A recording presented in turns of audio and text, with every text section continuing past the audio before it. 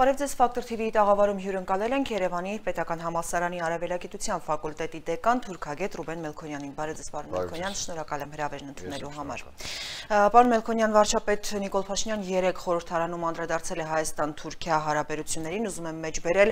ուզում եմ հույս հայտնել, որ առաջիկայում մենք կունենանք հատուկ ներկայացուցիչների քննարկումների, բանակցությունների արդյունքում ձեռք բերված պայմանավորվածությունների իրագործում, որը վերաբերում է հետևյալին. Հայաստան-Թուրքիա սահմանը այս փուլում բացվում է երրորդ երկրների քաղաքացիների և դիվանագիտական անձնագիր կրողների համար։ Երկար ժամանակ է բանագնացների մակարդակով որևէ հանդիպում, քննարկում չի եղել և այդ հանդիպումների ակտիվացման հետ կապված ինչ հույս է հայտնում պարոն Փաշինյանը ձեզ։ Նախ երկու առումով դիտարկենք հարցը, ակնհայտ էր, որ այդ բանագնացների ֆորմատը արդեն տևական ժամանակ է, ինչ գտնվում է փակուղում կամ լճացման մեջ և մի քանի արհեստական ճիգեր են գործադրվել այդ ֆորմատը ակտիվացնելու, գոնե հանրային ինչ-որ նկատելի է, ինչ-որ շնորհավորանքներ, տարատեսակ ուղերձներ և այլն, բայց փաստ է այն, որ այդ ֆորմատը այն հայտնի խոսույթի պես լեռը մուգ ծնեց, այդ ֆորմատը մեծ, այսպես ասած, ակնկալիքներ ովքեր որ ունեին էլ, դա չիրականացավ և չէր էլ կարող իրականանալ, որովհետև մի քանի հարցեր կան, մի քանի հարթություն կան, նախ Թուրքիան բավական լուրջ դիվանագիտական, այսպես ասած, գանձարանով եկել է բանակցելու Հայաստանի հետ, որի դիվանագիտական գանձարանը դատարկ է։ Թուրքիայի բանակցողը տասնամյակների փորձ ունեցող դիվանագետ է, Հայաստանի կողմը, հայկական կողմը ներկայացնողը բնականաբար նրա տարիքը նույնիսկ չունի դիվանագիտական գործունեության։ Թուրքիան խոսում է հաղթողի դիրքերից և արհամարհելով բոլոր գրված ու չգրված օրենքները, որովհետև հիմա աշխարհում ըստ էության օրենքները այլևս չեն էլ գործում, աշխարհակարգը փլուզված է։ Դրա դիմաց Հայաստանը չունի որևէ լուրջ բան հակակշռելու, ուստի սա ինքնանպատակ զրույց էր, որը երևի կողմերից յուրաքանչյուրի համար ինչ-որ մի ֆոն պետք է ապահովեր։ Թուրքիայի համար ֆոն, որ ինքը հանդուրժող է և ուրեմն հաղթանակից հետո ինքը ձեռք է մեկնել Հայաստանին և բանակցում է, Հայաստանի համար, որ իրենք փորձում են ինչ-որ քայլեր անել տարածաշրջանում խաղաղություն հաստատելու համար։ Երկրորդ հարթությունը, որտեղ ուզում ենք դիտարկել, մի հայտնի խոսք կա, չէ, «Իգրա стоит свеч, թե не стоит»։ Արդյոք Թուրքիայի հետ այս հարաբերությունների հաստատման այս ամբողջ process-ը արժեր այն զողողությունները, որին Հայաստանը գնաց, և մենք 30 տարվա ընթացքում որևէ իշխանություն, անգամ այն իշխանությունը, գրեթե բոլոր իշխանություններն են ցանկացել, անկեղծորեն ցանկացել են հարաբերություններ հաստատել, բայց նրանք, ովքեր ավելի շատ էին ցանկանում հարաբերություններ հաստատել, նույնիսկ նրանց չի հաջողվել որևիցե քայլ գնալ առաջ, քանի որ կային հայտնի նախապայմանները և քանի որ կար Արցախյան հարցը։ Հիմա այս իշխանությունների պարագայում թուրքական նախապայմանների հաղթարշավը շարունակվում է, Արցախի խնդիրը ստացել է փաստորեն ուժային լուծում, և այս պարագայում Հայաստանի և Թուրքիայի միջև սահմանի բացումը, այն էլ երրորդ երկրների քաղաքացիների, այդ հեռանկարը ներկայացնել որպես լուրջ դիվանագիտական ձեռքբերում, դա ոչ թե ծիծաղելի է, դա իրոք տրագիկոմիկ երևույթ է, որովհետև մենք զիջել ենք, մսխել ենք, տվել ենք, չգիտեմ, մեր բոլոր կարևոր դիվանագիտական, այսպես ասած, բարձունքները, Արցախը զիջել ենք, արտվել ենք, չգիտեմ, մնացած ամեն ինչը, այսպես, ի վնաս Հայաստանի է գնացել և դրա դիմաց ներկայացնել, որ մենք հույս ունենք, որ մինչև տարեվերջ կբացվի հայ-թուրքական սահմանը, սա ձեռքբերում չէ, սա պարտության շարունակական դրսևորումներից Այդ դեպքում ինչ ակնկալել այս հարաբերությունների կարգավորման այս գործընթացից, որը մեկնարկել է, փակուղում է, նորից փորձում են ակտիվացնել եւ այլն։ Տեսեք, կարող է իմ ասածը դիտարկվել որպես պեսիմիզմ, որպես ուղղակի, այսպես ասած, քննադատություն, բայց եթե նայենք փաստերին, իմ ասածը շատ խորը իրատեսական, ռեալիստական, ուրեմն տեսանկյունից է այս հարցը դիտարկում։ Ուրեմն Թուրքիան Հայաստանի հետ հարաբերություններ հաստատելու իր հայտնի նախապայմաններն ունի, որոնց մի մասը հրապարակված է, մի մասը չի հրապարակված, եւ այդ ցուցակը կարծես թե վերջ չունի։ Այդ ցուցակը սկսում է Արցախի հարցից, հասնում է մինչև Հայաստանի անկախության հռչակագիր, հետո գնում է մինչև Հայաստանի զինանշան, որտեղ պահանջում են Արարատ սարահանել եւ կարող է հասնել մինչև Երևանի թաղամասերից մեկի անվանման փոփոխություն, դիցուկ Կիլիկիայի փոփոխություն, որը կարող է Թուրքիան պահանջի, որ Կիլիկիա անվանումը դա ոտնձգություն է Թուրքիայի տարածքային ամբողջականության հանդեպ եւ այլն։ Այսինքն սա անվերջ գործընթաց է լինելու։ Անվերջ գործընթաց։ Հետևաբար ձեր հարցը թե ինչ կարող է այս ամեն ինչը տալ, հա, սա թուրքական այդ նախապայմանների ընթացքն է, որի արդյունքում եւ որի ընթացքում Հայաստան պետության կերպը փոխվում է եւ հայկական հասարակության կերպն էլ է փոխվելու, որովհետեւ Թուրքիան ցանկանում է մի հասարակություն, որը ունի հիշողություն, որը նախանձախնդիր չի որոշակի կարմիր գծերը պահելու հարցում, նույն ցեղասպանության հարց, պատմական հիշողության հարց եւ այլն։ Ներողություն, բայց արդյոք Հայաստանի համար դա հիմա կարմիր գիծ է։ Հենց խնդիրը այդ է, ողբերգությունն այդ է, որ Հայաստանի համար չգիտեմ, բայց Հայաստանի այս պահի իշխանությունների համար դրանք կարծես կարմիր գիծ չեն եւ գրեթե բացայտ այդ մասին ասում են։ Ենթադրում եմ, որ հասարակության մի հատվածի համար էլ կարմիր գիծ չէ, բայց հույս ունեմ, որ այդ հատվածը փոքրամասնությունները ոչ միայն հույս ունեն։ Խոսքը սա այդ դեպքում իշխանությունների մասն է, որտեղ բանակցում են իշխանությունները։ Սոցհարցումները ասում են, չէ, թե Հայաստանի հասարակությունը ինչ տրամադրություններ ունի Արցախի հետ կապված, Թուրքիայի հետ կապված, ցեղասպանության հետ կապված, այսինքն այս հարցում իշխանությունները փոքրամասնություն են։ Հասարակությունը գոնե սոցհարցումները ապացուցում են, որ իշխանությունների այս քաղաքականությունը Թուրքիայի հետ ամեն կերպ հարաբերություններ հաստատել եւ այդ ճանապարհին զիջել շատ կարմիր գծեր, հասարակությունը դա չի պաշտպանում, բայց հիմա տեղի է ունենում հայ-թուրքական հարաբերությունների ընթացք, հայկական այս պահի Հայաստանի իշխանությունների մտածողության լույսի ներքո եւ թուրքական նախապայմանների լույսի ներքո այս ընթացքը ել եմ ուզում ասել, սա պեսիմիզմ չէ, սա շատ ռեալ երբ որ նայում ենք եւ գոնե պետք է որպես մասնագետ թույլ տան ես ասեմ, որ մի Թուրքիայի քաղաքականությունը տարիներով ուսումնասիրելով Թուրքիայի պահանջները, այո, դուք շատ ճիշտ ձևակերպեցիք, վերջ չունեն եւ դրա արդյունքում մենք կարող է ունենանք շարունակենք կոչվել Հայաստանի Հանրապետություն, բայց գոնե վիզուալ առումով այլ զինանշանով, այլ աշխարհայացքով եւ հասարակություններ այլ։ Սա է թուրքական մոտեցումը տարիների, ես կարող եմ ասել նույնիսկ 100 տարվա մոտեցումն է Հայաստանի հանդեպ որպես պետություն եւ նրանք համբերատար այս քաղաքականություն տանում են եւ ելի ուզում եմ ֆիքսել, որևէ իշխանության չհաջողվեց որևէ աշխարհակաղակական իրավիճակում ստիպել Թուրքիային գնալ լուծումների։ Դուք հիշում եք հայ-թուրքական հարաբերությունների այդ ֆուտբոլային դիվանագիտության ժամանակ Հիլարի Քլինտոնը մի քանի հայտարարություն արեց, որ գնդակը Թուրքիայի դաշտում է։ Բոլոր մեր գերտերությունների ղեկավարները Ֆրանսիայի, ԱՄՆ-ի, Ռուսաստանի եւ այլն որևէ բան չստիպեց Թուրքիային հետքայլ անել։ Հիմա, երբ որ Թուրքիան հաղթանակած է, երբ որ քաղաքական ֆորտունան նրա կողմից է, ինչը պետք է ստիպի Թուրքիային որևէ զիջում, ընդհակառակը։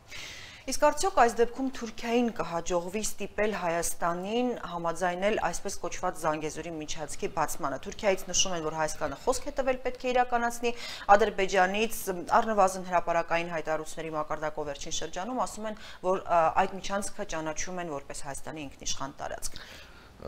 Կրկին մի քանի առումով պետք է դիտարկենք տերմինը, այնինչ որ իրենք կիրառում են, դա արդեն իսկ եւ Հայաստանի տարածքների հանդեպ ոտնձգություն է, միջանցք տերմինը, եւ շեղում է բուն փաստաթղթերից, որովհետեւ փաստաթղթերում այդպիսի տերմին համենայն դեպս չկա, եւ միջանցքը լրիվ ուրիշ նշանակություն ունի, բոլորը դրա նշանակությունը գիտեն։ Հետեւաբար Ադրբեջանի այդ հայտարարությունները արդեն իսկ խոսում են ոչ անկեղծության մասին։ Երկրորդը Թուրքիային կհաջողվի ստիպել Հայաստանին Հիմա Թուրքիայի համար ամենահարմար պահն է, որ կարողանա Հայաստանին ստիպել ոչ միայն դա, այլև շատ այլ բաներ, որովհետև Հայաստանը այս պահին պարտված իրավիճակում է, Հայաստանի իշխանությունները կարմիր գծերը չունեն, հայկական հասարակության մի հատվածը անտարբեր է այս պրոցեսների նկատմամբ, հայկական ընդդիմությունը ունի զրոյական ազդեցություն եւ երևի մեր պատմության ընթացքում Հայաստանի Հանրապետության ամենաթույլ ընդդիմությունն է, որ կա, եթե կա, իհարկե, չհաշված առանձին գործիչների, եւ այս պարագայում Թուրքիային ինչ ամենահարմար իրավիճակն է Թուրքիային անել այն քայլերը, որը նա ծրագրել է։ Ինչ վերաբերում է կոնկրետ Զանգեզուրի միջանցք կոչված այդ երևույթին, տեսեք, մենք ինչ ենք տեսնում վերջին օրերին, որ Ադրբեջանը ասում է, դե լավ, դե Հայաստանը եթե չի ուզում, մենք ուզում էինք շատ այո, ձեռնտու մի քայլ ենք ուզում անել, դե չի ուզում, ուրեմն կանենք իրար։ Սա երեսպաշտություն է, սա կեղծավորություն է, սա կեղծիք է ուղղակի, սա դիվանագիտական ինչ որ սեթևեթանք է, սա մեր զգոնությունը թույլատնելու ուղղված քայլ է։ Սա ամեն ինչ է այս տիպի, այս ժանրից կարող եմ թվարկել, բայց իրականություն չէ, որովհետև Ադրբեջանը չի կարող ուղղակի հրաժարվել եւ Թուրքիան հրաժարվել մի նպատակից, այդ Զանգեզուրի միջանցք կոչված նպատակ, որը իրենց պետությունների 100 տարվա նպատակն է եւ իշխանությունից իշխանություն դա փոխանցվել է։ Աթաթուրքից փոխանցվել է Էրդողանին, Ադրբեջանի այդ հանրապետությունից փոխանցվել է Հեյդար Ալիևին, Հեյդար Ալիևից փոխանցվել է Իլհամ Ալիևին, այսինքն սա շատ լրջագույն իրենց նպատակն է, գաղափարն է, ընդ որում դա միջանցքի մասին չի, դա Զանգեզուր, Սյունիք ընդհանուր այսպես վերցնելու մասին է, եւ ես երբ որ լսում եմ վերջին օրերին ադրբեջանցի պաշտոնյաների հայտարարությունը, ուղղակի քմծիծաղ կարող առաջացնել, որ իրենք հրաժարվել են այդ գաղափարից։ Իհարկե դա այդպես չէ։ Սպասում են հարմար պահի իրականացնելու դա։ Իսկ տեսեք, այն Թուրքիան նաեւ շատ կարեւոր է, որ Թուրքիան օգտագործում է փափուկ ու կոշտ ուժերը համադրելով։ Այսինքն մի կողմից կոշտ ուժ է կիրառում, մյուս կողմից փափուկ ուժի քաղաքականություն շատ ակտիվ առաջ է տանում։ Դա թուրքական քաղաքական ձեռագիրն է, եւ հիմա այն ինչ որ կոշտ ուժով չի կարողանում, միգուցե հետագայում, որոշ ժամանակ հետո, փափուկ ուժի միջոցով, տնտեսական ինչ որ շահեր առաջ տանելու միջոցով դե ֆակտո հասնի իր ուզածին։ Թուրքիան այս նպատակին, այս Զանգեզուրի միջանցքի, ես ձեզ փաստերով կարող եմ ասել, գնացել է 100 տարվա մեջ, 100 տարվա ընթացքում, 21 թվականին այնպես է արել, որ Նախիջևանը մտնի Ադրբեջանի կազմի մեջ 21 թվականի պայմանագրերով, բանակցություններով, 32 թվականին Իրանի հետ տարածքները փոխանակել, որպեսզի Թուրքիան ձեռք բերի ցամաքային կապ Նախիջևանի հետ, 90-ականներին ԽՍՀՄ փլուզումից հետո ակտիվացրել է իր քաղաքականությունը Ադրբեջանի նկատմամբ, Նախիջևանի նկատմամբ, 2020-ին էլ ուղիղ մասնակցել է պատերազմին եւ եկեք ֆիքսենք կարեւոր մի փաստ, Էրդողանը 44 օրյա պատերազմից հետո ուղիղ բաց տեքստով հայտարարել է իր առաջին հայտարարությունը, որ այս հաղթանակը իրենց Արցախից կարևոր է Զանգեզուրի միջանցքը։ Բառացիորեն Էրդողանին եմ ես մեջբերում 2020 թվականի դեկտեմբեր։ Այնպես որ հիմա խոսել, որ գիտեք այս 100 տարվա ծրագիրը, որ իրենք քայլ առ քայլ արել են, հիմա միանգամից հրաժարվում են, դա ուղղակի միամտություն։ Արցախին անդրադառնանք, ունենք իրավիճակ, Արցախը հայաթափվել է, 1-2 տասնյակ հայ այնտեղ մնացել է կամ չի մնացել, բայց միաժամանակ միջազգային հանրությունը արևմուտքը խոսում է երաշխիքներից, Ադրբեջանից պահանջում է երաշխիքներ, պարտավորություններ, որ կապահովի արցախցիների վերադարձի իրավունքը։ Դա հնարավոր համարում եք եւ ինչպիսին պետք է լինեն այդ երաշխիքները, երբ որ 10 ամսյա շրջափակման հարցը անգամ չկարողացան լուծել։ Տեսեք, ձեր ասածը ինձ մոտ մի տխուր պատմական դեժավյու է առաջացնում, երբ հայոց ցեղասպանությունից հետո 1923 թվականին, երբ Արևմտյան Հայաստանը հայաթափված էր, հայերի մեծ մասը կոտորված էր, Լոզանի բանակցությունների ժամանակ, որտեղ հավաքվել էին աշխարհի մեծերը, Մեծ Բրիտանիան, նույն Արևմուտքը, տարբեր երկրներ պահանջում էին Թուրքիայից, նոր ձևավորվող Թուրքիայից, անվտանգության երաշխիքներ, որպեսզի հայերը վերադառնան, նույնիսկ տերմինը կա։ Հայկական ազգային օջախ էին պահանջում Թուրքիայի մի տարածքում, ինքնավարություն հայկական, որտեղ հայերը տարբեր երկրներ, ուրեմն գաղթած հայերը կվերադառնային եւ այնտեղ հայկական օջախ, ազգային օջախ կձևավորվեր։ Իհարկե Թուրքիան դա մերժեց։ Հիմա 100 տարի հետո 2023-ին մի նոր Լոզան է, որտեղ պահանջում են Արցախի հայերի իրավունքներ, երաշխիքներ եւ այլն, երբ լռում էին, երբ այդ Արցախի հայերը ամիսներ շարունակ բլոկադայի մեջ էին եւ իրենք հայտարարություններ անում էին շատ լավ հասկանալով որ դա որևէ հետևանք չի ունենալու որևէ պատժամիջոց Ադրբեջանի նկատմամբ չկիրառվեց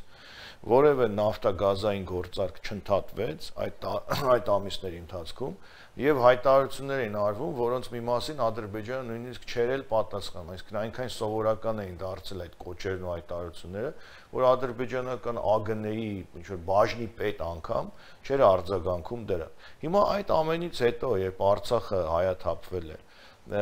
գալ ինչպես ասում կռվից հետո թափահարել բռունցքներ գալ ինչ որ բաներ խոսել դա մեծ քաղաքականության, անբարոյականության, հերթական դրսևորումներից է, բայց որևէ կապ չունի հայ ժողովրդի Արցախի հայերի իրավունքների հետ, այնպես որ ես այս հարցում իրոք թերահավատ եմ եւ նաեւ խոսքումս նշեցի, որ հիմա աշխարհում խաղի կանոններ չկան ըստ էության։ Աշխարհը գիտեք, պատկերավոր ասած նման է մի քաղաքային երթևեկության, որտեղ չեն գործում երթևեկության կանոններ, չկան լուսացույցեր, չկան փակ ու բաց փողոցներ, տեսնում ենք Իսրայել-Պաղեստին ինչ է կատարվում, Ուկրաինա ինչ է կատարվում, այստեղ ինչ կատարվեց, վաղը մեկ այլ տեղ կարող է կատարվել։ Հիմա այս քաոսում համաշխարհային ինչ որ հայտարարություններով ու կոչերով հասնել ինչ որ բաների, իհարկե դա հնարավոր չէ, այնպես որ այնինչ ասում է Արևմուտքը հին աշխարհի, անցած աշխարհի խաղի կանոններից բխող ինչ որ բան է, որը կապ չունի իրականության հետ։ Այսքան պատժամիջոցների մասին հայտարարությունները, որոնց մասին օրինակ նաև Կանադայի արտաքին գործերի նախարարը հայտարարեց եւ հիմա նաև կանադական խորհրդանում քննարկումներ են տեղի ունեցել լսումներ, դրանից շատ ավելի առաջ Վաշինգտոնում էին սենատորների մասնակցությամբ քննարկումներ, այս ամեն ինչը քննարկումներ եւ վերջ, այսքան պատժամիջոցները երբեք սեղանին դրված թղթից իրականություն չեն դառնա։ Գիտեք, եթե նույնիսկ դառնան էլ դրանք լինելու են մեղմ պատժամիջոցներ, այսպես ասած, այնպիսի պատժամիջոցներ, տեսականորեն եմ ասում։ Ինչու եմ տեսականորեն ասում, որովհետև Ադրբեջանի հանդեպ պատժամիջոցը շատ լավ գիտակցում են, որ դա արդեն թուրք-ադրբեջանական տանդեմի դեմ է քայլ պատժամիջոց, որովհետև Շուշի երճակագրից հետո Թուրքիան ու Ադրբեջանը դե ֆակտո դրանք արդեն մեկ միասնական անվտանգային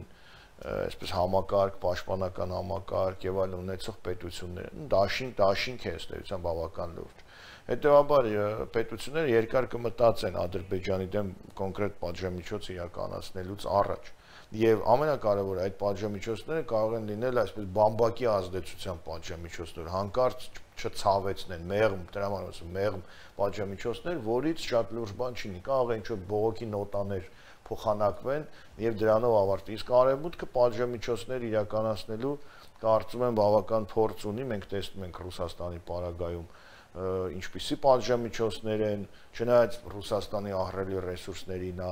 դիմադրում է, բայց այնուամենայնիվ որոշակի դժվարություններ ունի։ Իրանի պարագայում մենք տեսնում ենք տասնամյակներ շարունակ պատժամիջոցներ եւ իրանական օդանավերը ուղղակի այսպես պայստամասեր գտնելու խնդիր ունեին եւ այլն, իսկ Արևմուտքը այդ գործիքակազմը ունի։ Հիմա Ադրբեջանի մի քիչ էլ թող սպասեն, ամեն ինչ լրիվ անցնի, նոր հետո սկսեն մտածել ինչ որ պատժամիջոցների մասին, որոնք հայտարարության կամ ոչ էֆեկտիվ լինելուց բացի ուրիշ արդյունք չեն ունենալու։ Հայաստան-Ադրբեջան հարաբերությունների կարգավորում եւ Բաքվից եւ Երևանից առաջիկայում հնարավորինս մոտ ապագայում խաղաղության պայմանագրի կնքելու մասին են խոսում, բայց Ալիևը օրինակ հրաժարվում է գնալ Բրյուսել։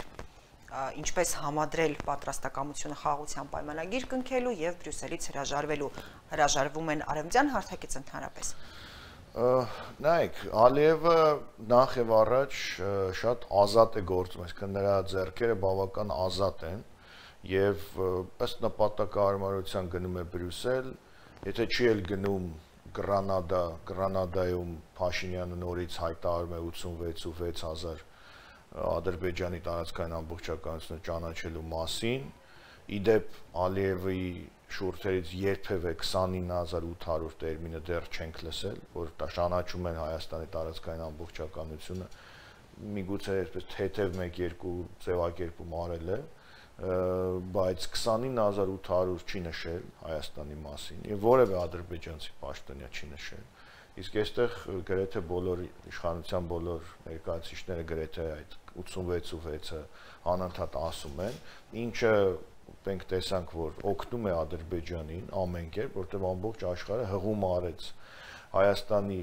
այդ ճանաչմանը եւ լուր հետևեց, թե ինչպես է Ստեփանակերտը ռմբակոծվում եւ այլն եւ այլն։ Այսինքն Փաշինյանի այդ արտահայտությունը Հայաստանի պետության շահերին դեմ արտահայտություն։ Ինչքան էլ որ նա իրեն դիրքավորում է որպես Հայաստանի շահերի պաշտպան, բայց այդ արտահայտությունը միայն բավական էր, որ նա գիտակցեր, որ իր այդ քայլով գնացել է պետությանը ուղիղ կամ անուղղակի վնաս տալու ճանապարհ, որովհետև տեսնում ես, չէ՞, որ բոլորը իրեն են հղում անում, լռելու իրենց հիմնավոր նույն մեր դաշնակից Ռուսաստանը իր շատ տարօրինակ պահվածքով խաղաղապահների, շատ տարօրինակ խաղաղապահների, բայց այնուամենայնիվ, չէ, հղում էր տալիս, որ դե Հայաստանը ճանաչել է, մենք ինչ անենք։ Այսինքն դրանով ուժ տվեցինք, լեգիտիմություն տվեցինք, մանևրելու հնարավորություն տվեցինք բոլորին, բացի մեզնից։ Հետևաբար Ալիևը հրաժարվում է Բրյուսել գնալուց, հիմա կարող է մյուս շաբաթ հարմար լինի գնա, երրորդ շաբաթ Մոսկվայում ուզենա հանդիպել, այսինքն նրա ձեռքերը ազատ են, նա կաշկանդված չէ, եւ ես տեսնում եմ Ալիևի պահվածքում, նաեւ Ադրբեջանի պահվածքում, թուրքական պահվածքի, այսպես կրկնօրինակման որոշակի միտումներ, ինչպես Թուրքիան է, Էրդողանն է, որ կարող ենք ասել քաղաքական սանձարձակություն է դրսևորում, որ կարող է տեսնում ենք ելույթները, չէ, դիմի հեյ Իսրայել, հեյ Եվրոպա, չգիտեմ, ձեզ եմ դիմում, դուք եք, դուք մարդասպան եք եւ այլն, անձնապես Մակրոնին հայոյի, Բայդենին վիրավորի եւ այլն, ես տեսնում եմ այսպես կրկնօրինակման որոշակի միտումներ նաեւ Ադրբեջանի մոտ, որ նա կարող է չգնալ, կարող է ինչ-որ հայտարարություն անել, կարող է դրսևորել քաղաքական, այսպես ասած, բավական ազատ պահվածք եւ սա դրա դրսևորումներից է։ Որ տարբերակն էլ որ լինի Ադրբեջանի համար, այսինքն արևմտյան հարթակներում քննարկվող, թե ռուսական հարթակներում քննարկվող, դա նրա համար աներևակայելի լավ պայմաններ են, եթե համեմատում ենք 2020-ից առաջվա կամ 2018-ից առաջվա քննարկված բոլոր Մադրիդյան լինեն սկզբունքները, Քիվեստ լինի, որտեղ ուզում են լինի, բոլորի հետ։ Հետևաբար Ադրբեջանը հիմա ստացել է ավելիով ամեն ինչ։ Նրա համար երևակայելի չէր, որ կարող է Ստեփանակերտի կենտրոնում ադրբեջանական դրոշ լիներ եւ այլն, ջերմուկը դառնար կիսավտանգավոր քաղաք, բայց հիմա այդպես է, հետևաբար արդեն պլան մաքսիմումը անելուց հետո դետալների վրա կարող են հանգիստ բանակցել։ Հիմա կարող է այդ խաղաղության, այսպես կոչված բանակցությունները ընթանան ինչ-որ գյուղերի շուրջ, փորձեն ինչ-որ հարցեր լուծել, երբեմն իբրև մեծ զիջում եվրոպական, չգիտեմ, Շարլ Միշելի եւ այլնի բնդումներին ինչ-որ մի բան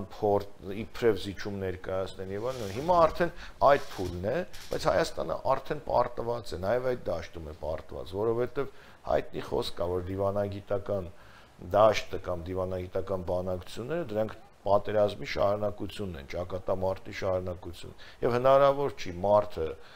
պատերազմը պարտված գերագույն գլխավոր հրամանատարը դիվանագիտական սեղանի շուրջ հաղթանակ տանի։ Նա շարունակելու է այդ պարտությունը տանել նաև այդ հարթությունը։ Շատ լավ, անդրադառնանք Իսրայել-Համաս հակամարտությանը, 3 շաբաթից ավելի արդեն այն տևում է, որքան երկար կարող է տևել եւ ինչ ներգրավվածություն այլևս կարող է ունենալ։ Տեսեք, կրկին երկու բան եմ ուզում շեշտել, մենք արդեն փորձագիտական շրջանակները ստերության աղուց ֆիքսել են, մենք պետք է գիտակցենք, որ մարդկությունը երրորդ համաշխարհային պատերազմի մեջ է, դե ֆակտո սա երրորդ համաշխարհային պատերազմ եւ ինչպես առաջին պատերազմի ժամանակ էր պետք ինչ-որ մի տրիգեր, որը ծավալեր այս գործընթացը, հիմա էլ նույնն էլ է այս պարագայում եւ ես հիմա համարում եմ, որ Արցախի կորուստը դա մեծագույն հարված էր ոչ միայն հայ ժողովրդին, Հայաստանի Հանրապետության, Արցախի Հանրապետության, այլև մարդկության, որտեղ Արցախը ստեցության մի զսպող գործոն էր համաշխարհային անվտանգության համար եւ այն ինչ տեղ ունեցավ Արցախում ազատ արձակեց բոլորի ձեռքերը այլ տարածաշրջաններում շատ տարբեր կոնֆլիկտներ թեժացնելու եւ անթույլատրելի քայլեր անել։ Եթե Արցախում կարելի է լոկալ ցեղասպանություն իրականացնել անզեն քաղաքացիականներին գլխատել, ապա ինչու դա չեն կարող անել մեկ այլ տարածաշրջանում, չգիտեմ, Ուկրաինայում եւ այլն։ Եթե Արցախում ֆոսֆորային ռումբեր կարող են կիրառել, եթե Արցախում կարող են ուրեմն գնդակոծել խաղաղ բնակավայրեր, ապա ինչու այդ նույնը չպետք է անեն Իսրայելում, Պաղեստինում եւ այլն։ Հետեւաբար Արցախը դա ինչ-որ մի զսպող գործոն էր, որը աշխարհը համատեղ կործանեց այդ գործոնը եւ հիմա արդեն անկառավարելի քաոս է գնում աշխարհ։ Եվ այստեղից կարող են բխեցնել հաջորդ հանգամանքը, որ այն ինչ որ կանխատեսվում, որ գիտեք, կլինի կարճատև պատերազմ, Իսրայելը ունի, չգիտեմ, այդ հայտնի Ժելեզնի կուպլ կոչված այդ երկաթե գմբեթը եւ այլն, որ մեկ օրում կպատասխանի ինչքան իրեն վնաս են տվել 10 ավել կվերցնի բանկ, այսպես կփորձի վրեժ խնդիրներ եւ այլն, մենք տեսնում ենք որ բավական այսպես ասած ստերեոտիպեր նաեւ պետությունների, պատերազմների եւ այլն հետ կապված փշրվում են։ Եվ այն ինչ որ կանխատեսում էր որ Իսրայելի դեպքում պատերազմը 2 օր կտևի, մենք տեսնում ենք որ երկարում է եւ դա չի հնարավոր էլ չի կանխատեսել որ 5 օրից կավարտի։ Ես կարծում դա բավական երկարատև կարող է ընթացք ունենալ, եթե մտնի դա նաեւ այսպես ասած պարտիզանական փուլ, պայմանական ասած, որովհետեւ հայտնի է որ Պաղեստինում պաղեստինցիները կամ տարբեր այլ կառույցներ այդ պարտիզանական պայքարի բավական լուրջ եւ փորձ ունեն եւ հնարավորություն ունեն։ Պայմանական ասած ամեն նկուղից կարող են դուրս գալ զինյալներ եւ շարունակել պայքարել։ Եւ այնտեղ կա պայքարի։ Իսրայելցիներն արդեն նաեւ խոսում են այդ մասին, որ բնակելի շենքերից, անգամ հիվանդանոցների պատուհաններից։ Ամբողջ այդ տարածքը, այսինքն ամբողջ այդպես նկուղային հատվածը կամ երկրորդ քաղաքը, ինչպես ասում են, դա կարող է վերածվել պարտիզանական օջախների, իսկ այդ պարագայում պատերազմական գործողություններ կարող են տևել երկար։ Մյուս հանգամանքը ակնհայտ է, որ այս կոնֆլիկտում գրեթե ամբողջ աշխարհը ներգրավված է, գրեթե ամբողջ աշխարհը, որովհետև հակաիսրայելական ճամբարը մենք տեսնում ենք, ովքեր են եւ բաց եւ գաղտնիք էլ չէ, եւ պետություններ իրենց հայտարարություններով եւ տարբեր կառույցներ հակապաղեստինյան այսպես ճակատում մենք տեսնում ենք, որ աշխարհի որ հատվածն է ՆԱՏՕ-ն, Արևմուտքը եւ այլն, եւ տեսնում ենք Թուրքիային, որ փորձում է այս ամենի մեջ մանևրել եւ ասել, որ միայն Թուրքիան կարող է խաղաղություն հաստատել, իդեպ պատմական զուգահեռներ տանել, որ 100 տարի առաջ Պաղեստինը եղել է Օսմանյան կայսրության տարածք եւ իրենք եթե հիմա քաղաքական ռազմական ներկայություն է տեղ ունենան, պայմանական ասած թուրքական զորքը մտնի խաղաղապաներ մտնեն, նույն միայն այդ դեպքում կարող է այնտեղ խաղաղություն լինել եւ այլն։ Այսինքն սա իրոք համաշխարհային պատերազմ է, որտեղ ամբողջ աշխարհը ձեր հիշատակած Կանադայից սկսած ուղիղ կամ անուղղակի ներգրավված է եւ ակնկալել որ շատ արագ այս ամենը ավարտվի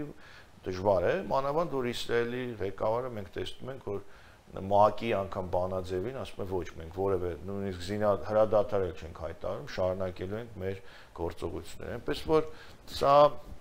իմ կարծիքով դեռ երկար տևող գործընթաց է եւ մեր տարածաշրջանում է դա եւ հերթական անգամ արևելքը դառնում է ամբողջ աշխարհի, այսպես ասած,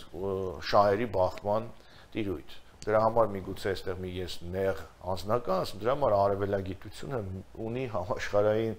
process-ների հանդեպ հատուկ հետաքրքրվածություն, որտեղ համաշխարհային process-ները տեղի են ունենում հենց արևելքում։